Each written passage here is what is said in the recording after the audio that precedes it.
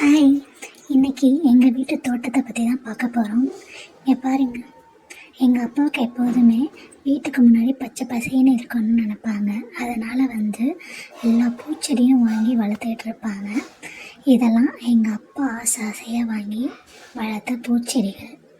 இது money plant, அவங்களுக்கே தெரியும். இதெல்லாம் யார் யார் வீட்டில் இருக்குன்ட்டு கமெண்டில் சொல்லுங்கள். இந்த பூ எங்கள் அப்பா 2 டேஸ்க்கு முன்னாடி தான் வாங்கிட்டு வந்தாங்க. இதுவும் 2 டேஸ்க்கு முன்னாடி தான் வாங்கிட்டு வந்தாங்க. இந்த பூ பார்க்க அழகாக இருந்துச்சு, அதனால் வாங்கிட்டு வந்தாங்க. இதோட பேர்லாம் என்னென்னு கமெண்டில் சொல்லுங்கள். இது தாங்க எங்கள் வீட்டு தோட்டம். எப்படி இருக்குது உங்கள் வீட்டு தோட்டத்தில் என்னென்ன வச்சுருக்கீங்க அப்படின்னு கமெண்டில் சொல்லுங்கள். இந்த செடியை பற்றி நான் சொல்கிறேன்.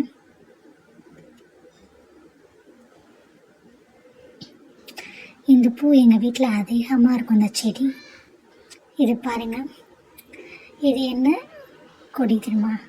இது மணி பிளான்ட். இவ்வளோ பெரிய மணி பிளான்ட்டை எங்கேயாவது பார்த்துருக்கீங்களா? ஆனால் எங்கள் வீட்டில் இருக்குங்க.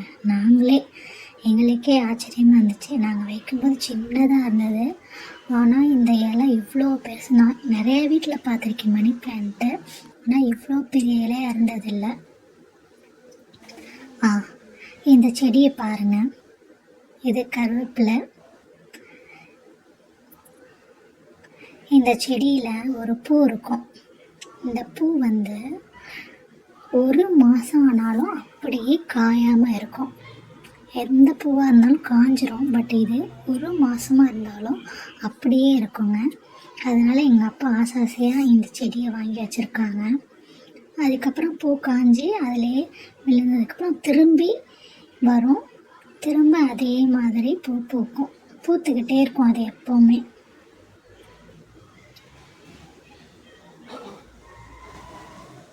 இந்த செடியோட பேர் என்னன்னு கமெண்டில் சொல்லுங்கள். இன்னும் நிறைய இருந்துச்சு, இப்போ நாங்கள் க்ளீன் பண்ணியிருக்கோம். ஏன்னா ஃபுல்லாக கொச்சை கொச்சைன்னு இருக்கும், நிறைய இருக்கும். இது ஃபுல்லாக செடியாக தான் இருக்கும். இது இட்லி பூ. இது கிறிஸ்மஸ் ட்ரீ. உங்கள் வீட்டிலலாம் இந்த செடி இருந்தால் கமெண்டில் சொல்லுங்கள். இங்கேயும் ஒரு செடி, மொத்தம் 3 செடி. இந்த செடி எங்கள் அப்பா வாங்கி வச்சுருக்காங்க. இது எங்கள் அப்பாவுக்கு ரொம்ப பிடிச்ச செடி. ஏன்னா இது அப்படியே பூ. எங்கள் அப்பாவுக்கு எல்லா செடியிலையும் பூ இருக்கணும்னு நினப்பாங்க. ஸோ இந்த பூ 1 மாதம் ஆனாலும் அப்படியே இருக்குமா. ஸோ இந்த செடி எங்கள் அப்பாவுக்கு ரொம்ப பிடிக்கும், எங்கள் எல்லாருக்குமே ரொம்ப பிடிக்கும். நீங்களும் அந்த செடியை வாங்கி வளர்த்து பாருங்கள்.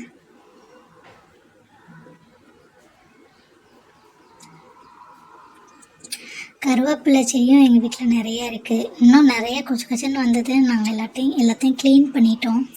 அடுத்து இந்த பூ அதிகமாக வரும், ஸோ அதனால் அதெல்லாம் க்ளீன் பண்ணிட்டோம்.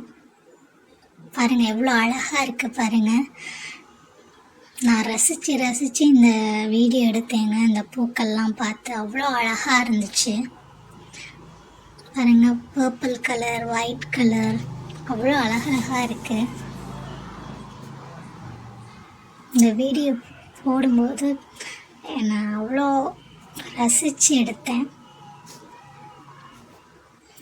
பாருங்கள் அந்த பூ எவ்வளோ அழகாக இருக்குது.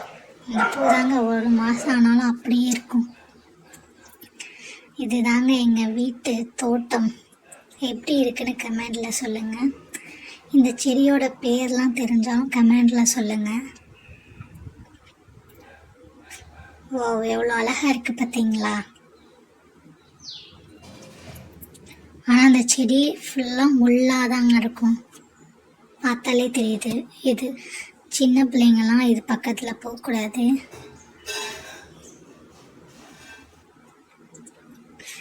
வாவ், எவ்வளோ அழகாக இருக்குல்ல? இந்த மாதிரி உங்கள் வீட்டில் என்னென்ன செடி இருக்குது, தோட்டம் வச்சுருக்கீங்களா, அந்த செடியோட பேர் எல்லாத்தையும் கமெண்டில் சொல்லுங்கள்.